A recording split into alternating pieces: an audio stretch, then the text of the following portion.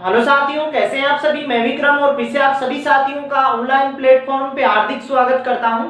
दोस्तों, आज इस टॉपिक में स्टार्ट करने वाले हैं किसको, परिवर्तन को। और परिवर्तन से जुड़ी हुई सभी इंपॉर्टेंट जो फैक्ट होते हैं उन सभी फैक्टों को जानने वाले हैं। वीडियो में आप अंत तक बने रहिएगा, बीच में वीडियो को मत छोड़ना। इस टॉपिक में जितने भी इंपॉर्टेंट क्वेश्चंस बनते हैं उन सभी क्वेश्चनों को आपको मैं यहाँ से याद करवाने वाला हूँ। तो वीडियो में आप अंत तक बने रहिएगा। यदि वीडियो आपको पसंद आए तो इसको लाइक और शेयर करना नहीं भूलें। तो चलो दोस्तों, वीडियो को स्टार्ट करते हैं। वीडियो को स्टार्ट करने से पहले मैं आपको बता दूं, ये एक ऐसा जनरल टॉपिक है, वहां आपको विभिन्न प्रकार की जो कॉम्पिटिटिव एग्जाम्स जो लगती हैं उनके सभी पेपरों में यहां से क्वेश्चंस आए हुए हैं। तो उन सभी क्वेश्चनों को भी जानने वाले हैं। पहले इसके थ्योरी सेक्शन को हम पूरा करते हैं। तो चलो दोस्तों, वीडियो को स्टार्ट करते हैं। तो सबसे पहले हम शुरुआत करते हैं किसकी, परिवर्तन की, कि परिवर्तन किसे कहा जाता है और परिवर्तन कितने टाइप का होता है। इन सभी बातों को जानने वाले हैं आज हम। तो सबसे पहले स्टार्ट करते हैं किसको, परिवर्तन को, कि परिवर्तन कहां किसे जाता है। तो परिवर्तन कहां किसे जाता है, जैसे कि हमारे पास ये कोई मार्कर है, इस मार्कर का मैंने ढक्कन अलग कर दिया तो इसमें क्या हो गया, परिवर्तन। तो आप उदाहरण के वैसे परिवर्तन की जो परिभाषा होती है उसका आप जानकारी रख सकते हो कि परिवर्तन क्या होता है किसी वस्तु की। जैसे कि इतना लंबा था, इसको मैंने तोड़ा तो बीच में से इसकी लंबाई क्या हो गई, छोटी हो गई, तो इसमें क्या हो गया, परिवर्तन हो गया। या इस पे मैं कोई, जैसे कि ये व्हाइट कलर का आपको दिखाई दे रहा है, इस पे रेड कलर कर दूं तब भी इसमें परिवर्तन हो गया, क्योंकि ये पहले व्हाइट कलर का था, अब कैसा हो गया, रेड कलर का हो गया। तो ऐसे जो परिवर्तन होते हैं वो आप जान पाए होंगे। तो परिवर्तन की परिभाषा क्या दे सकते हैं कि एक पदार्थ का दूसरे पदार्थ में बदलना, एक पदार्थ का दूसरे पदार्थ में बदलना क्या कहलाता है, दूसरे पदार्थ में बदलना परिवर्तन कहलाता है। बदलना क्या कहलाता है, परिवर्तन कहलाता है, परिवर्तन कहलाता है। तो आप यहां से परिवर्तन की परिभाषा जान पाए होंगे कि परिवर्तन किसे कहा जाता है, कि एक पदार्थ का दूसरे पदार्थ में बदलना ही क्या कहलाता है, परिवर्तन कहलाता है। और ये जो टॉपिक है, इस टॉपिक में आपको बहुत से एग्जाम्स में क्वेश्चंस देखने को मिलते हैं। तो आपको सभी क्वेश्चंस जो बनते हैं इस टॉपिक में, उन सभी क्वेश्चनों को भी हम डिस्कस करने वाले हैं नेक्स्ट पार्ट में। तो यहां से इसका जो थ्योरी सेक्शन है, उस थ्योरी सेक्शन को आप नोटबुक में भी नोट करते चलिएगा, जिससे कि आपको यहां से जितने भी एग्जाम्स में क्वेश्चंस पूछे जाते हैं वो सभी क्वेश्चंस आप यहां से कर पाओ पढ़ने के बाद। तो यहां से आप परिवर्तन की परिभाषा जान पाए होंगे कि एक पदार्थ का दूसरे पदार्थ में बदलना क्या कहलाता है, परिवर्तन कहलाता है। जैसे उदाहरण के दौरान मैं आपको उदाहरण दे दूं कि जैसे कि मैंने ब्लैक कलर का शर्ट पहना हुआ है, मैंने व्हाइट कलर का शर्ट पहन लिया, तो मेरे में क्या हो गया, परिवर्तन हो गया। चाहे वो रंग में हुआ हो, चाहे लंबाई चौड़ाई वजन आकार जो भी है, किसी ना किसी में परिवर्तन हो गया, तो इनको कहते हैं क्या, परिवर्तन। अब ये जो परिवर्तन होते हैं, ये परिवर्तन कितने प्रकार के होते हैं, किसी भी वस्तु में पाए जाने वाले जो परिवर्तन होते हैं वो परिवर्तन होते हैं दो प्रकार के। कितने प्रकार के होते हैं, दो प्रकार के होते हैं। एक तो होता है भौतिक परिवर्तन। कौन सा परिवर्तन होता है, भौतिक परिवर्तन होता है। जबकि जो नेक्स्ट जो परिवर्तन होता है, दूसरे वाला जो परिवर्तन होता है, इस परिवर्तन को कहा जाता है रासायनिक परिवर्तन। क्या कहा जाता है, रासायनिक परिवर्तन कहा जाता है। अब जो भौतिक परिवर्तन होता है, इस भौतिक परिवर्तन को फिजिकल चेंजेस भी कहा जाता है। क्या कहा जाता है, फिजिकल चेंजेस भी क्या कहा जाता है, फिजिकल चेंजेस,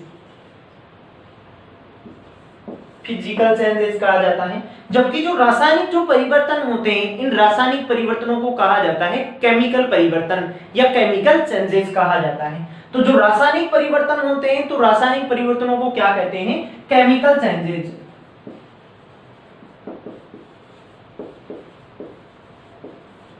क्या कहा जाता है, केमिकल चेंजेस कहा जाता है। तो अब तक की बातों में आपने क्या क्या सीखा है कि एक पदार्थ का दूसरे पदार्थ में बदलना क्या कहलाता है, परिवर्तन कहलाता है। और परिवर्तन जो होते हैं वो दो प्रकार के होते हैं, तो भौतिक परिवर्तन होता है और एक होता है कौन सा, रासायनिक परिवर्तन होता है। तो अब हम नेक्स्ट डिस्कस करने वाले हैं इसको, भौतिक परिवर्तन को, कि भौतिक परिवर्तन कहां किसे जाता है। तो भौतिक परिवर्तन से बातें करें सबसे पहले, तो सबसे पहले हम इसकी परिभाषा से स्टार्ट करते हैं कि भौतिक परिवर्तन कहां किसे जाता है। तो भौतिक परिवर्तन किसे कहा जाता है, किसी भी वस्तु के जो भौतिक गुण होते हैं उन भौतिक गुणों में होने वाला जो परिवर्तन होता है उस परिवर्तन को कहा जाता है भौतिक परिवर्तन। तो आप इसकी परिभाषा क्या लिख सकते हो कि किसी वस्तु की किसी वस्तु के भौतिक गुणों में होने वाला परिवर्तन, किसी वस्तु के भौतिक गुणों में होने वाला परिवर्तन,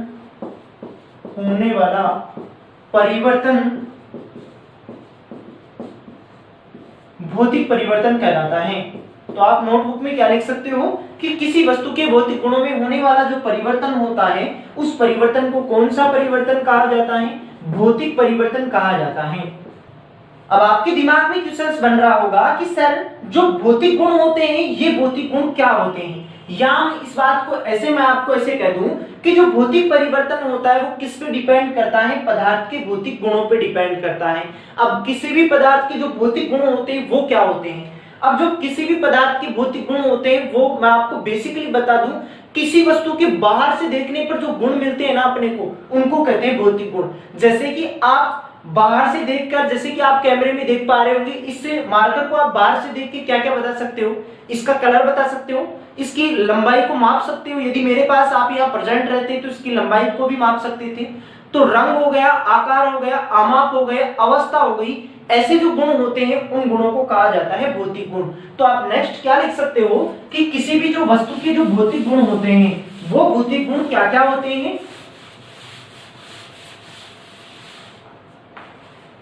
तो आप यहां से परिभाषा को नोट कर पाए होंगे। तो चलिए नेक्स्ट हम इसके भौतिक गुणों को देखते हैं कि भौतिक गुण कौन कौन से होते हैं। दोबारा से मैं आपको बता दूं, को चालू कर रखा है हमने, भौतिक परिवर्तन को चालू कर रखा है हमने। भौतिक परिवर्तन, फिजिकल चेंजेस, इसकी परिभाषा हमने देखी कि किसी भी वस्तु के भौतिक गुणों में होने वाला जो परिवर्तन होता है इस परिवर्तन को क्या कहा जाता है? भौतिक गुणों में होने वाला परिवर्तन। नेक्स्ट बात हमें क्या सीखनी है यहां से कि भौतिक गुण क्या होते हैं। भौतिक गुण क्या क्या होते हैं कि वस्तु का रंग, आकार, आमाप, अवस्था, ऐसे जो गुण होते हैं उन गुणों को कहा जाता है कौन से गुण? भौतिक गुण कहा जाता है। तो अब मैं आपको ऐसे पूछूं कि जो भौतिक परिवर्तन होता है वो किस पे डिपेंड करता है? किसी भी वस्तु के भौतिक गुणों पे डिपेंड करता है कि भौतिक गुण क्या क्या होते हैं उसके। तो भौतिक गुण क्या होते हैं? वस्तु का आकार हो गया, रंग हो गया, अवस्था हो गया, आमाप हो गई। तो ये जो गुण होते हैं वो कौन से गुण कहलाते हैं? भौतिक गुण कहलाते हैं। तो किसी भी वस्तु के यदि भौतिक गुणों में परिवर्तन होता है तो क्या कहलाता है? भौतिक परिवर्तन कहलाता है, फिजिकल चेंजेस कहलाता है। नेक्स्ट इससे रिलेटिव जो बात करें हम कि जो भौतिक परिवर्तन होता है इस भौतिक परिवर्तन को अस्थायी परिवर्तन भी कहा जाता है। क्या कहा जाता है? अस्थायी परिवर्तन। आप उदाहरण के माध्यम से समझ पाओगे, जैसे कि मैं इस 2-3 और पॉइंट बचे हुए हैं, इन पॉइंटों के बाद हम इसके जो इंपॉर्टेंट उदाहरण होते हैं उन उदाहरणों को देखने वाले हैं। और सबसे जो इंपॉर्टेंट क्वेश्चंस इस टॉपिक में पूछे जाते हैं आपको वो इनके उदाहरणों से ही पूछे जाते हैं। तो जब हम डिस्कस करेंगे तब हम समझेंगे कि अस्थायी परिवर्तन क्यों कहा जाता है। तो यहां से आपको क्या पता रखना है, और ये पॉइंट एग्जाम के लिए इंपॉर्टेंट है, ये पॉइंट कि अस्थायी परिवर्तन किस प्रकार के परिवर्तन को कहा जाता है। तो कौन से परिवर्तन को कहा जाता है? भौतिक परिवर्तन को। नेक्स्ट जो भौतिक परिवर्तन होते हैं इन भौतिक परिवर्तनों में नए पदार्थ का निर्माण नहीं होता है। या इस बात को ऐसे लिखें कि भौतिक परिवर्तन के दौरान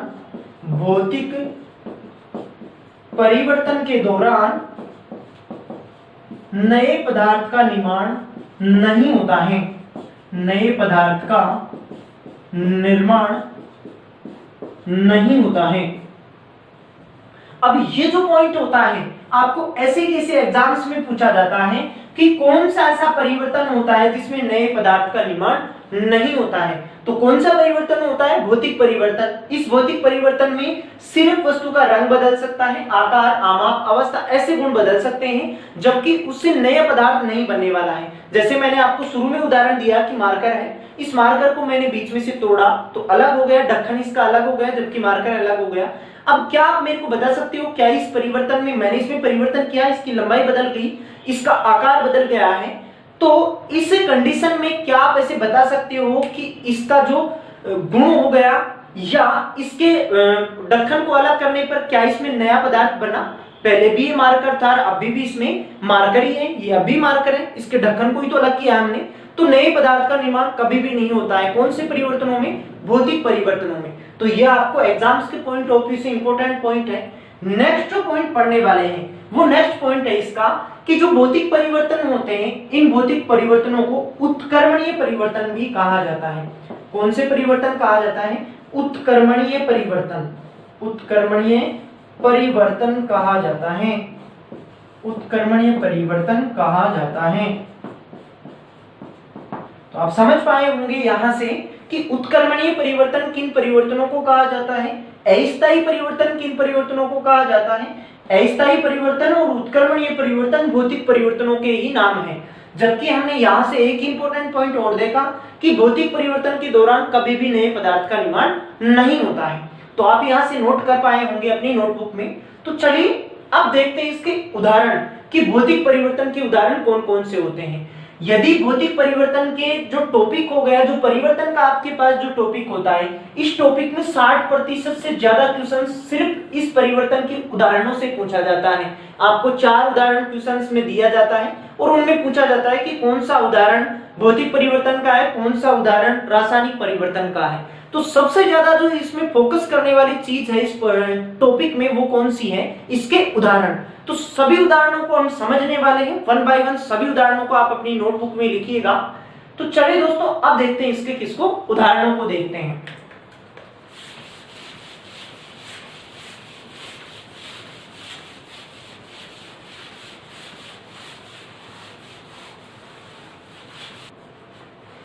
अब फर्स्ट उदाहरण देखते हैं, एग्जाम्पल इसका क्या। पहला उदाहरण समझते हैं हम किससे कि जल का बर्फ में बनना। जल का बर्फ में बदलना, ये कौन सा परिवर्तन है? कि एक बात तो आपको क्या नोट करनी है उदाहरण में कि उसमें कभी भी नया पदार्थ नहीं बनेगा। जैसे जल थी, वो जल किस में परिवर्तन हुई? जल था हमारे पास, ये जल किस में परिवर्तन हुआ? बर्फ में बदला। तो जल में किसके अणु थे? H2O के अणु थे। और जो बर्फ होती है, इस बर्फ में भी किसके अणु हैं? H2O के ही अणु हैं। तो अब यहां से हमारे पास कोई नया मटेरियल बना क्या? नहीं बना। तो किस प्रकार का परिवर्तन हो गया? भौतिक परिवर्तन का उदाहरण हो गया। और ये दोनों दिशाओं में गमन करता है। जल बर्फ में परिवर्तन हो सकती है और बर्फ वापस जल में परिवर्तन हो सकती है। इसी कारण भौतिक परिवर्तनों को अस्थायी परिवर्तन या उत्क्रमणीय परिवर्तन कहा जाता है। उत्क्रमणीय परिवर्तन इसी कारण कहा जाता है कि भौतिक परिवर्तन दोनों दिशाओं में गमन करते हैं। जल बर्फ में बदल सकता है और बर्फ वापस जल में बदल सकता है। तो अब यहां से आप समझ पाए होंगे उदाहरण के माध्यम से कि उत्क्रमणीय परिवर्तन भौतिक परिवर्तनों को क्यों कहा जाता है या अस्थायी क्यों कहा जाता है, क्योंकि इसकी जगह फिक्स नहीं है। आप ऐसे समझ सकते हो अस्थायी परिवर्तन। कैसे समझ सकते हो इस बात को कि जल बर्फ में परिवर्तन हो सकता है, इसकी जगह निश्चित नहीं है, वापस बर्फ किस में आ सकता है? जल में। तो एक जगह कहीं रुका क्या? नहीं रुका। तो एक जगह नहीं रुकने के कारण हम क्या कह देते हैं? इसको अस्थायी परिवर्तन। और ये दोनों दिशाओं में गमन करता है, इस कारण हम इसको क्या कह पाते हैं? उत्क्रमणीय परिवर्तन कह पाते हैं। तो जल का बर्फ में बदलना कौन सा परिवर्तन है? भौतिक परिवर्तन का उदाहरण है। नेक्स्ट उदाहरण, अभी यहाँ इसी जो आपके पास जो पहला उदाहरण मैंने आपको बताया, इसी उदाहरण को आपको एग्जाम्स में बहुत अलग अलग तरीके से पेश किया जाता है। कि जैसे दूसरा उदाहरण मैं लिखूं कि बर्फ का जल में परिवर्तन होना, बर्फ का जल में बदलना, ये भी कौन सा उदाहरण है? जल का बर्फ में बदलना, ये भी कौन सा उदाहरण है? भौतिक परिवर्तन का। आप समझ पाए होंगे यहां से बर्फ का जल में बदलना और जल वापस बर्फ में कन्वर्ट हो सकती है। चलिए नेक्स्ट थर्ड उदाहरण देखते हैं। स्प्रिंग का आकार बदलना। स्प्रिंग का आकार बदलना। तो आप जैसे ही अब यदि आपने शुरू से बने हुए हो मेरे साथ, तो जैसे ही मैं उदाहरण लिखता हूं तब आपका दिमाग का सेंस काम करता होगा कि क्या इसमें नए पदार्थ का निर्माण हो। सबसे पहली बात तो नोटिस क्या करनी है आपको उदाहरण में कि क्या उसमें नए पदार्थ का निर्माण हो रहा है। तो जैसे कि हमारे पास ये कोई स्प्रिंग है, इस स्प्रिंग को मैंने यूं बढ़ाया और इसको वापस छोड़ूंगा तो ये पहले वाली अवस्था में आ जाती है। तो इसमें कोई नया पदार्थ बना क्या? पहले भी स्प्रिंग थी, अब भी स्प्रिंग ही है ये। तो ऐसा जो परिवर्तन होता है स्प्रिंग का आकार बदलना, कि ये जैसे कि स्प्रिंग है, इसकी आकार बदली, एक दिशा में गई, वापस इस स्प्रिंग को मैं छोड़ता हूं तो ये पहले वाली अवस्था में आ जाती है, यानी कि इस दिशा से इस दिशा में भी गमन कर रही है और वापस इस दिशा से इस दिशा में भी गमन कर रही है, ना ही कोई नए पदार्थ का निर्माण हो रहा है। तो ये कैसा उदाहरण है? ये उदाहरण है कैसा? भौतिक परिवर्तन का उदाहरण है। तो जैसे ही आपके सामने उदाहरण यदि मैं पेश करता हूं तो सबसे पहले बात आपका सेंस कहां लगाना है कि उसमें क्या नए पदार्थ का निर्माण हो रहा है क्या। चलिए नेक्स्ट फोर्थ उदाहरण को डिस्कस करते हैं कि फोर्थ उदाहरण क्या है कि लोहे को काटना, लोहे के टुकड़े को काटना, लोहे के टुकड़े को काटना। जैसे कि मेरे पास ये लोहे की कोई छड़ थी, इस लोहे की छड़ को मैंने काटा, ऐसे दो हिस्से हो गए, क्या इसमें कोई नए पदार्थ का निर्माण हुआ? नहीं हुआ। तो नए पदार्थ का जिस परिवर्तन में नहीं होता है वो होता है कौन सा परिवर्तन? भौतिक परिवर्तन। अब इस उदाहरण से आपको जितने भी 99% केस ऐसे होते हैं किसी भी वस्तु को काटना, यदि आपको किसी ऑप्शन में ऐसे आ जाए कि कागज को काटना, लकड़ी को काटना, ऐसे 99% केस आपके पास ऐसे प्राप्त होने वाले हैं काटने से रिलेटिव। यदि किसी वस्तु को वो काट रहा है तो वहां परिवर्तन होगा, कौन सा? भौतिक परिवर्तन। ये 99% केसों पे लागू होता है, बाकी 1% हो सकता है कुछ अलग पेश हो जाए आपके सामने। चलिए नेक्स्ट पांचवें नंबर का उदाहरण, पांचवें नंबर का उदाहरण लेते हैं किसको? लकड़ी को काटना। किसको काटना? लकड़ी को काटना। तो ये भी कैसा उदाहरण है? ये भी भौतिक परिवर्तन का उदाहरण ही है। जैसे कि मान लो ये कोई लंबी लकड़ी है, इस लंबी लकड़ी को मैंने 2 हिस्सों में काटा, 3 हिस्सों में काटा, 4 हिस्सों में, जितना आप चाहे उतनों में काटिएगा आप, तो वो कैसा परिवर्तन रहने वाला है? भौतिक परिवर्तन का उदाहरण रहने वाला है। क्यों? क्योंकि उसकी लंबाई में परिवर्तन हो रहा है, बाकी कहीं नए पदार्थ का निर्माण। ये जैसे कि आप इसके टुकड़े करोगे तो आपको लकड़ी प्राप्त होने वाली है, ऐसे तो है नहीं कि कोई आपको पॉलीथीन प्राप्त हो जाएगी या और कुछ प्राप्त हो जाएगा, ऐसा तो होगा नहीं। तो जिसमें नए पदार्थ का निर्माण नहीं होता है वो परिवर्तन होता है कौन सा? भौतिक परिवर्तन होता है। तो लकड़ी को काटना कैसा उदाहरण हो गया? भौतिक उदाहरण हो गया। चलिए नेक्स्ट 6 नंबर का उदाहरण लेते हैं, बल्ब का जलना। बल्ब का जलना, बल्ब का जलना भी कैसा उदाहरण होता है? भौतिक परिवर्तन का उदाहरण होता है। जब तक उसमें लाइट आती है अपने को प्रकाश देता है, जैसे ही लाइट का प्रवाह बंद हो गया वैसे ही उसमें प्रकाश आना भी बंद हो जाता है, यानी कि वो पहले वाली अवस्था में आ जाता है अपनी में। तो इसमें कोई नए पदार्थ का निर्माण नहीं हुआ, नए पदार्थ का निर्माण नहीं हुआ तो ये किस प्रकार का उदाहरण है? भौतिक परिवर्तन का उदाहरण है। चलिए नेक्स्ट 7वें नंबर का उदाहरण लेते हैं हम, कौन सा? कि लोहे को पिघलाना। लोहे को पिघलाना। अब यहाँ आपको इस उदाहरण में लोहे को ही पिघला नहीं सकता है, आपको चांदी को पिघला सकता है, आपको सोने को पिघला सकता है। किसी भी धातु का पिघलना किस प्रकार का परिवर्तन होता है? भौतिक परिवर्तन का उदाहरण होता है। कि जैसे मान लो कि मेरे पास ये कोई चांदी की ईंट है मेरे पास, और इस ईंट को मैंने छोटे छोटे टुकड़ों में परिवर्तन करके इसको पिघलाया, पिघलाने के पश्चात मैंने आभूषण बना दिए। तो इस ईंट से क्या बन गया? लास्ट में हमारे पास आभूषण बन गया। आभूषण बनने से और इस ईंट तक की जो प्रक्रिया है, इसमें कहीं बीच में कोई नए पदार्थ का निर्माण हुआ क्या? नहीं हुआ। इस ईंट में जो चांदी की ईंट थी, इस चांदी की ईंट में भी चांदी थी, और जो हमने आभूषण बनाया उसमें भी चांदी प्रेजेंट है, तो इसमें कोई नए पदार्थ का निर्माण नहीं हुआ। वापस जो हमने आभूषण बनाए उस आभूषण से वापस हम इस चांदी वाली ईंट का निर्माण कर सकते हैं। तो ये जो चांदी का पिघलना, लोहे का पिघलना, किसी भी वस्तु का पिघलना कैसा परिवर्तन होने वाला है? भौतिक परिवर्तन का उदाहरण होने वाला है। तो आप समझ पाए होंगे 7 उदाहरणों को, आप अच्छे से अपनी नोटबुक में नोट कीजिएगा। इनके और भी उदाहरण है, और उदाहरणों को भी हम डिस्कस करने वाले हैं। पहले आप इनको सभी को देखिएगा, आप स्क्रीनशॉट भी ले सकते हो यहां से। चलिए नेक्स्ट उदाहरण देखते हैं हम आगे वाले।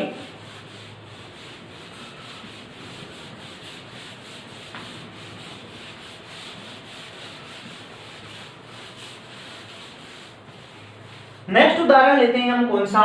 कि जो कागज होता है, इस कागज को काटना, कागज को काटना या फाड़ना कह सकते हो।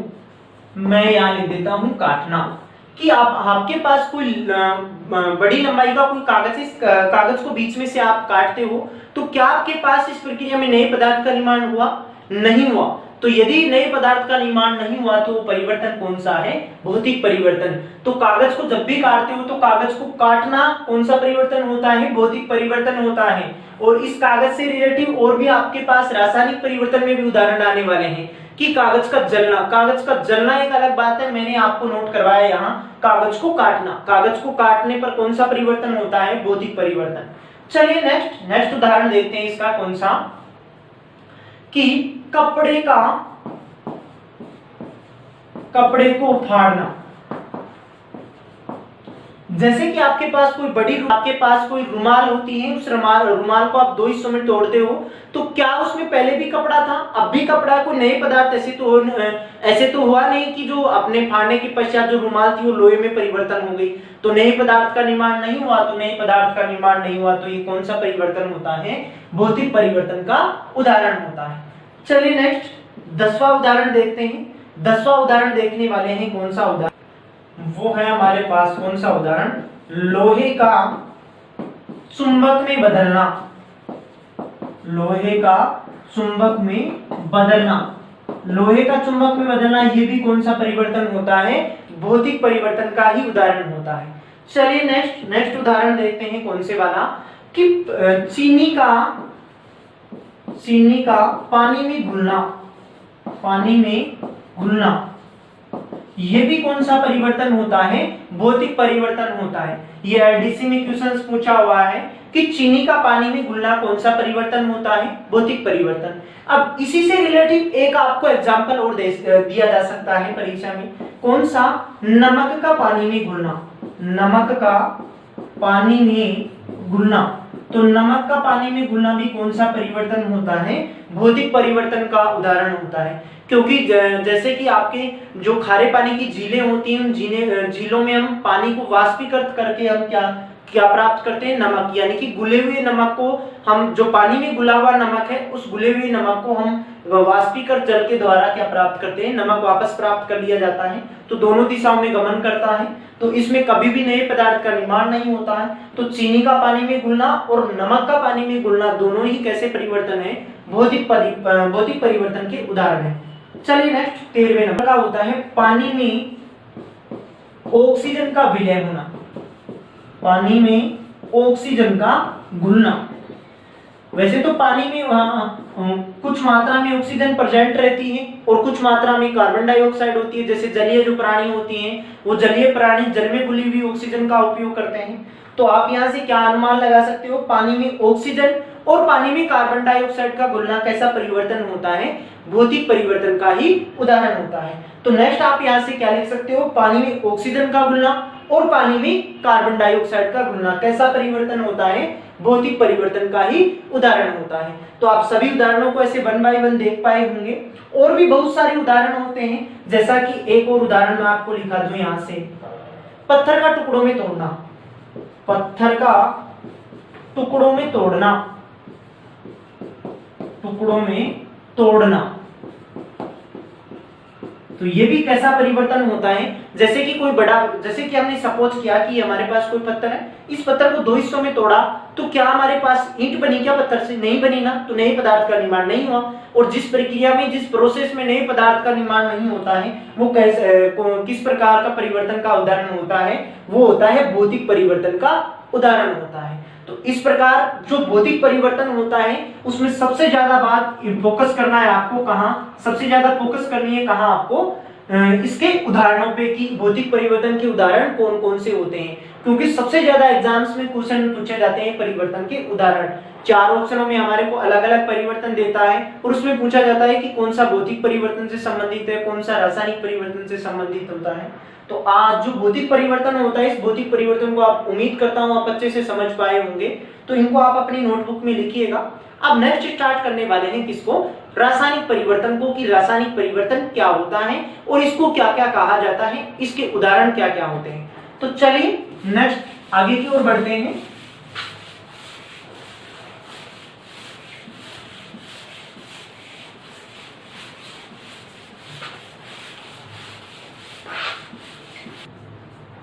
नेक्स्ट पढ़ने वाले हैं किसको? रासायनिक परिवर्तन को। रासायनिक परिवर्तन। केमिकल चेंजेस, रासायनिक परिवर्तन। सबसे पहले तो स्टार्ट करते हैं इसकी परिभाषा से कि रासायनिक परिवर्तन कहा किसे जाता है। अब रासायनिक परिवर्तन किसे कहा जाता है, जैसे कि हमने भौतिक परिवर्तन में देखा, भौतिक गुणों में होने वाले परिवर्तन को क्या कहते हैं, भौतिक परिवर्तन कहते हैं। उसी तरह से हमारे को यहाँ भी क्या पता रखना है कि किसी भी पदार्थ के रासायनिक गुणों में होने वाला परिवर्तन, रासायनिक गुणों में होने वाला परिवर्तन, रासायनिक गुणों में होने वाला परिवर्तन क्या कहलाता है, रासायनिक परिवर्तन कहलाता है। रासायनिक होने वाला परिवर्तन रासायनिक परिवर्तन कहलाता है, रासायनिक परिवर्तन कहलाता है। अब देखिए हमने भौतिक गुणों में हमने जाना था कि जो भौतिक गुण होते हैं वो क्या होते हैं, उसी वजह से हमारे को यहाँ भी जानना है कि जो रासायनिक गुण होते हैं वो रासायनिक गुण क्या होते हैं। तो भौतिक गुणों में हमने जाना था बाहर वाले गुण। अब रासायनिक गुणों का आपको समझना कैसे है, यहाँ आपको रटना नहीं है परिभाषा को। रासायनिक गुण का मतलब आपको समझना है कि इस मार्कर के अंदर जो मटेरियल उपयोग किया गया है उसको कहते हैं हम रासायनिक गुण, कि जो रसायनों से मिलकर बना हुआ होता है उनको कहते हैं हम रासायनिक गुण। जैसे कि प्लास्टिक से मिलकर बना है तो ये लोहे से मिलकर बना हुआ भी, तो ये इसके कौन से परिवर्तन हो गए, रासायनिक परिवर्तन हो गए। तो रासायनिक गुणों में होने वाला परिवर्तन कौन सा परिवर्तन होता है, रासायनिक परिवर्तन होता है। या आप ऐसे अनुमान लगा सकते हो रसायनों में होने वाला परिवर्तन, कि जैसे पानी है, ये पानी हमारे पास अल्कोहल में परिवर्तित हो जाए तो ये कैसा परिवर्तन हो गया, रासायनिक परिवर्तन हो गया। वापस अल्कोहल कभी पानी में थोड़ी परिवर्तित हो सकती है। जैसे कि प्लास्टिक है, इस प्लास्टिक का लोहे में परिवर्तन होना ऐसा होता नहीं है कभी भी। कभी आप ऐसा समझने लगो कि ऐसा कभी होता है, तो आपको यहाँ से उदाहरण की वजह से बता रहा हूँ कि यदि प्लास्टिक एक बार लोहे में परिवर्तित हो जाती है तो वापस लोहा कभी भी प्लास्टिक में नहीं परिवर्तित होता है। तो ये होते हैं इसके रासायनिक गुण, यानी कि हमारे को नहीं दिखाई देने वाले गुण को आप कह सकते हो क्या, रासायनिक गुण। जैसे इस प्लास्टिक में ये जो मार्कर है, इस मार्कर में आपको क्या क्या नहीं दिखाई दे रहा, कि इसके अंदर स्याही डली हुई है, स्याही है या नहीं है, स्याही किसकी बनी हुई है, ऐसा आपको दिखाई दे रहा है या नहीं दे रहा। तो ये कैसे हो गए, रासायनिक गुण हो गए। तो चलिए रासायनिक गुणों को डिस्कस करते हैं। इसके रासायनिक गुणों के इंपोर्टेंट पॉइंट, पहला इसका इंपोर्टेंट पॉइंट क्या है कि रासायनिक परिवर्तन कभी भी दोनों दिशाओं में गमन नहीं करता है। एक बार किसी वस्तु में परिवर्तन हो गया रासायनिक तो वो हो गया, वापस उसमें पहले वाली अवस्था में परिवर्तन नहीं हो सकता है। इस कारण इन परिवर्तनों को स्थायी परिवर्तन भी कहा जाता है। कौन से परिवर्तन कहा जाता है, स्थायी परिवर्तन कहा जाता है, स्थायी परिवर्तन कहा जाता है, स्थायी परिवर्तन कहा जाता है। नेक्स्ट, जो रासायनिक परिवर्तन होते हैं, इन रासायनिक परिवर्तनों को अनुत्क्रमणीय परिवर्तन भी कहा जाता है। क्या कहा जाता है, अनुत्क्रमणीय परिवर्तन। कौन से परिवर्तन कहा जाता है, अनुत्क्रमणीय परिवर्तन कहा जाता है। तो यहां से आप जान पाए होंगे, ये जो आपको इंपोर्टेंट पॉइंट मैंने आपको लिखाया है, ये एग्जाम्स में ऐसे के ऐसे क्वेश्चंस में पूछा जाता है कि उत्क्रमणीय परिवर्तन किस प्रकार के परिवर्तनों को कहा जाता है, किस प्रकार के परिवर्तन स्थायी होते हैं, किस प्रकार के परिवर्तन स्थायी नहीं होते हैं। तो आप इन सभी पॉइंटों को सही से देखिएगा। तो जो अनुत्क्रमणीय परिवर्तन होता है वो कौन सा परिवर्तन होता है, रासायनिक परिवर्तन होता है।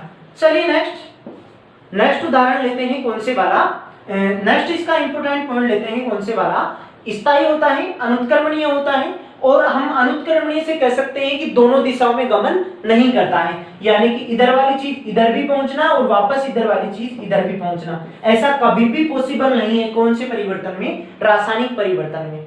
चलिए इसका नेक्स्ट पॉइंट उठाते हैं, कौन से वाला, कि जो रासायनिक परिवर्तन होते हैं उस रासायनिक परिवर्तन में नए पदार्थ का निर्माण होता है। तो आप इस नेक्स्ट इंपोर्टेंट, ये सबसे इंपोर्टेंट पॉइंट है इसका, क्या कि रासायनिक परिवर्तन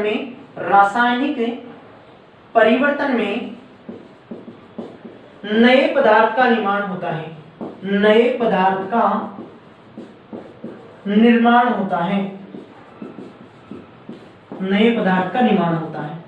जो ये वाला पॉइंट है, इस वाले पॉइंट को आप ऐसे कैसे एग्जाम्स में भी लिख, आपको ये जो आपके पास ये वाला जो पॉइंट है, इस पॉइंट में आपको एग्जाम्स में ऐसे कैसे क्वेश्चन देखने को मिलता है कि कि किस प्रकार के परिवर्तन में कभी भी नए पदार्थ का निर्माण नहीं होता और किस प्रकार के परिवर्तन में नए पदार्थ का निर्माण होता है। तो नए पदार्थ के परिवर्तन, जो नए पदार्थ का निर्माण होने वाला जो परिवर्तन होता है वो तो कौन सा होता है, रासायनिक परिवर्तन। जबकि नए पदार्थ का निर्माण नहीं होने वाला जो परिवर्तन होता है उसको कहा जाता है कौन सा, भौतिक परिवर्तन। तो ये वाली जो मैंने अंडरलाइन की है, इस लाइन को आपको एग्जाम्स में पूछा जाता है कि जो रासायनिक परिवर्तन होते हैं उसमें क्या नए पदार्थ का निर्माण होता है, तो हाँ, इसमें नए पदार्थ का निर्माण होता है।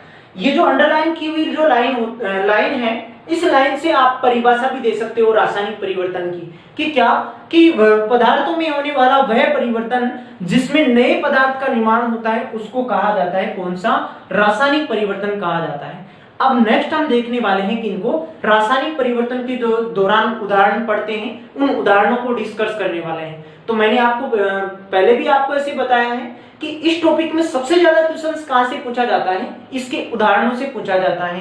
कि आपको 4 ऑप्शन दिए जाते हैं, उन 4 ऑप्शनों में पूछा जाता है कौन सा भौतिक होता है, कौन सा रासायनिक होता है। तो ये जो टॉपिक, इस टॉपिक में सबसे ज्यादा आपको फोकस कहां करना है, इसके उदाहरणों पे करना है कि कौन सा उदाहरण किसका उदाहरण है, भौतिक का है या रासायनिक का है। तो चलिए इसके उदाहरणों को डिस्कस करते हैं।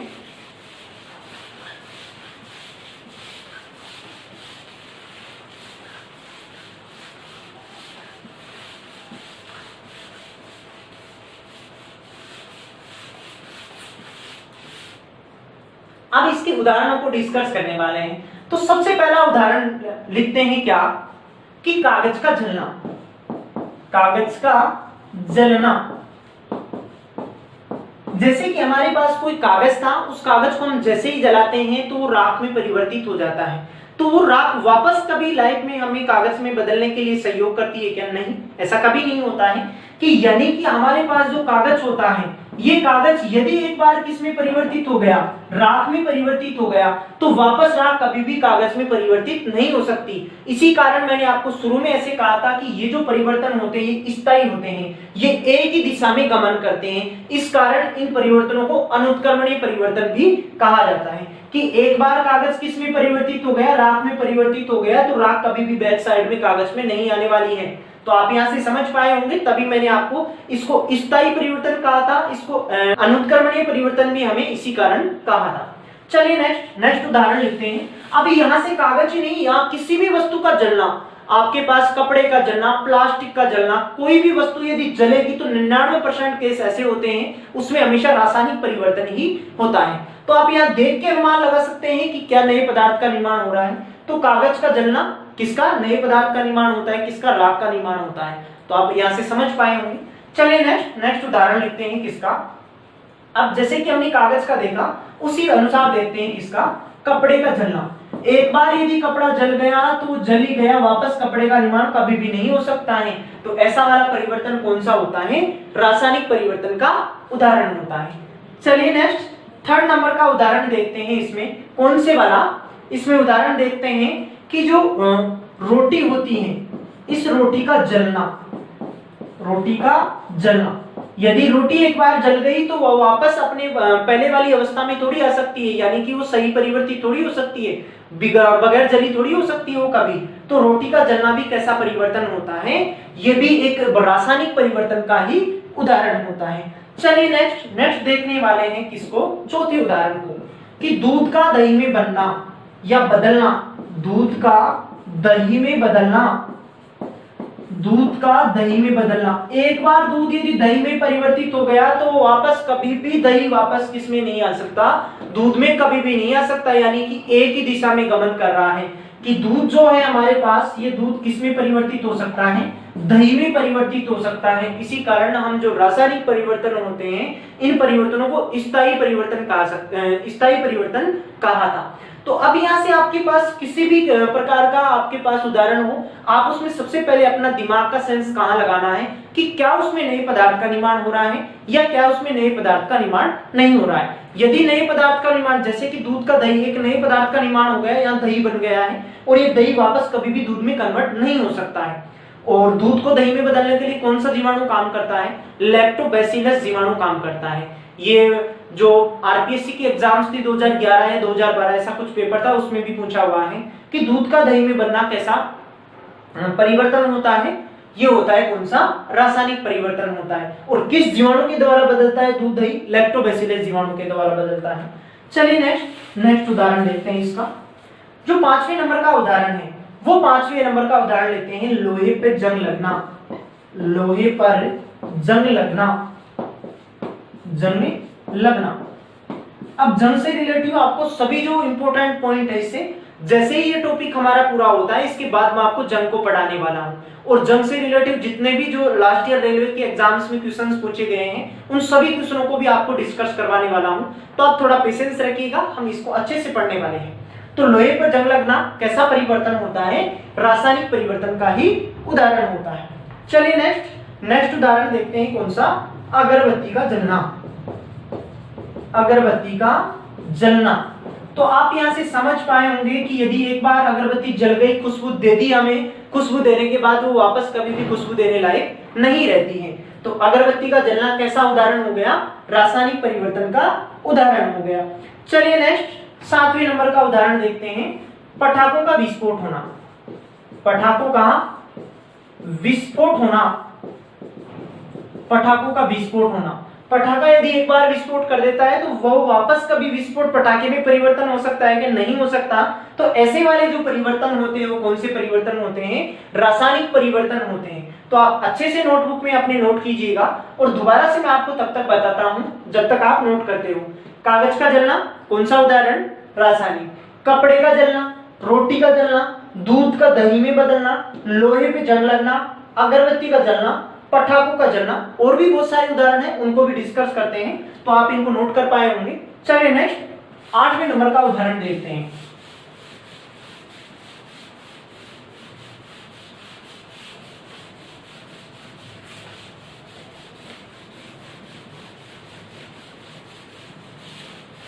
आठवें नंबर का जो उदाहरण है वो लेते हैं कौन से वाला?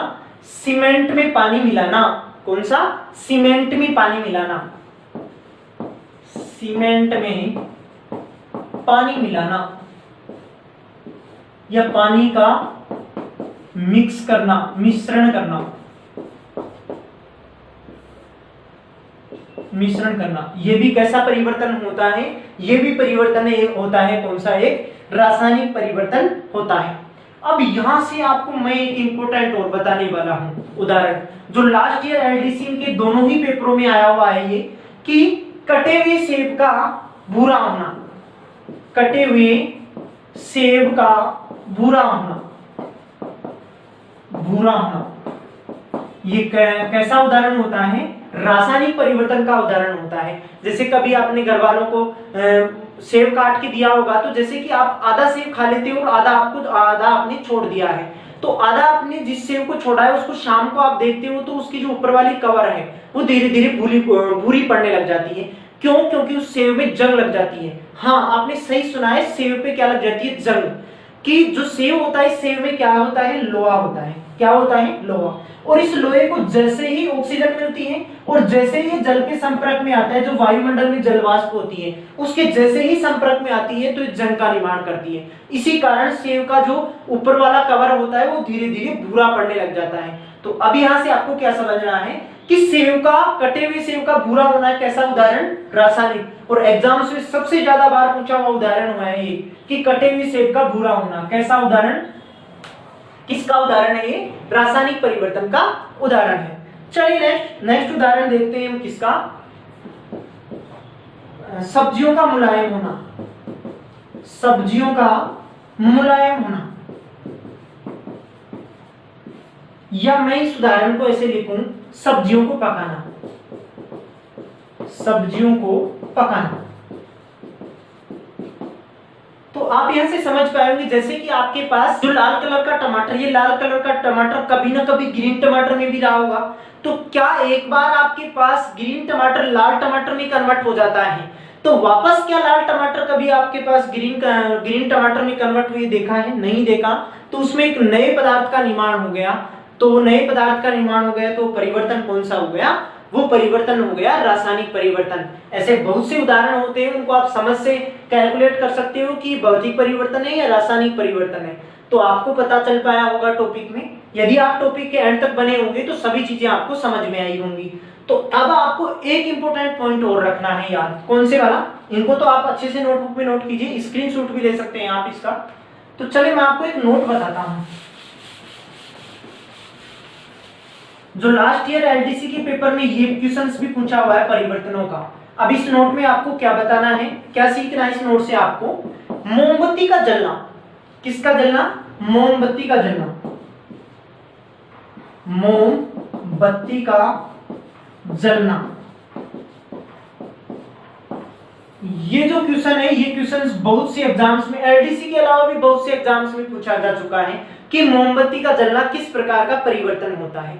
तो मैं आपको ऐसे बता दूं कि मोमबत्ती का जो जलना होता है, इस मोमबत्ती के जलने में सिचुएशन कुछ अलग अलग क्रिएट होती है। कैसे, जैसे कि हमारे पास ये कोई मोमबत्ती का चिन्ह है, ये कोई मोमबत्ती है हमारे पास, ये इसमें बात लगी हुई है, और जैसे ही इसको आग से हम जलाते हैं तो ये मोमबत्ती का जो मोम होता है, ये मोम धीरे धीरे पिघल के कहाँ इकट्ठा हो जाता है, यहाँ इकट्ठा हो जाता है। जबकि इस मोमबत्ती में जो प्रयोग किया हुआ धागा था, वो धागा किस में परिवर्तित हो जाता है, राख में। तो धागा राख में परिवर्तन हो गया, तो ये तो कौन सा हो गया, रासायनिक परिवर्तन हो गया। एक बार धागा राख में बदल गया तो बदल ही गया, दोबारा कभी राख वापस उस धागे में आ नहीं सकती है। और जो मोम था, इस मोम में रासायनिक परिवर्तन नहीं हुआ, इस मोम में हुआ भौतिक परिवर्तन। इस मोम को वापस किसी दूसरी मोमबत्ती में भी हम काम में ले सकते हैं। तो मोमबत्ती का जलना, इस मोमबत्ती के जलने में भौतिक और रासायनिक दोनों परिवर्तन होते हैं। कैसे परिवर्तन होते हैं, इसमें भौतिक परिवर्तन प्लस इसमें रासायनिक परिवर्तन, इसमें दोनों ही परिवर्तन एक साथ घटित होते हैं। जबकि इसी क्वेश्चंस को आपको अलग अलग तरीके से पूछे कि मोमबत्ती में बत्ती का जलना, मोमबत्ती में किसका जलना, बत्ती का जलना। तो मोमबत्ती में बत्ती यदि एक बार राख में कन्वर्ट हो गई ना, तो हो ही गई, उसके बाद कभी वापस बत्ती में आ जाएगी, ऐसा वेट ही मत करना। तो बत्ती का जलना किसका परिवर्तन, कौन सा परिवर्तन हो गया, रासायनिक परिवर्तन का उदाहरण हो गया, मोमबत्ती में बत्ती का जलना। अब यहां से आपको पूछे क्या कि मोमबत्ती का जलना, तब आपको बताना है भौतिक और रासायनिक दोनों परिवर्तन होते हैं। जबकि आपको ऐसे कहे कि मोमबत्ती में बत्ती का जलना, मोमबत्ती में बत्ती का जलना होता है कौन सा परिवर्तन, रासायनिक परिवर्तन। जबकि मोमबत्ती में मोम का जलना, किसका जलना, मोमबत्ती में मोम का जलना, मोमबत्ती में मोम का जलना कौन सा उदाहरण होता है, ये होता है भौतिक, भौतिक परिवर्तन का उदाहरण होता है। क्योंकि इस मोम को हम किसी दूसरी मोमबत्ती में भी तो उपयोग कर सकते हैं, जबकि धागा तो दूसरा ही लेना पड़ता है। उम्मीद करता हूं टॉपिक आपको समझ में आया होगा। टॉपिक में यदि आप शुरू से अंत तक बने होंगे तो बहुत अच्छे से समझ में आया होगा। मैंने इस टॉपिक में मेरा पूरा एफर्ट दिखाया है, और इस टॉपिक से रिलेटिव जितने भी एग्जाम्स में क्वेश्चंस रिवाइजेज होने वाले हैं, इस टॉपिक से जो रिलेटिव क्वेश्चंस हैं, उन क्वेश्चनों को हम नेक्स्ट पार्ट में देखने वाले हैं। तो नेक्स्ट पार्ट तक जब तक मैं आता हूं, इस टॉपिक को आप अच्छे से क्लियर कीजिएगा। ये बहुत से एग्जाम्स में, जैसे कि राजस्थान पुलिस हो गई, एलडीसी हो गई, रेलवे हो गई, यहाँ से बहुत से एग्जाम्स में क्वेश्चंस पूछे जाते हैं। और ये टॉपिक बहुत सा आसान क्वेश्चन है, यदि आपने वीडियो को एक दो बार देखोगे तो आपको अच्छे से समझ में आ जाएगा। तो नेक्स्ट वीडियो में मैं आपसे फिर से मुलाकात करता हूँ। तब तक के लिए आप अपना ख्याल बनाए रखिएगा, स्वस्थ रहिएगा। धन्यवाद।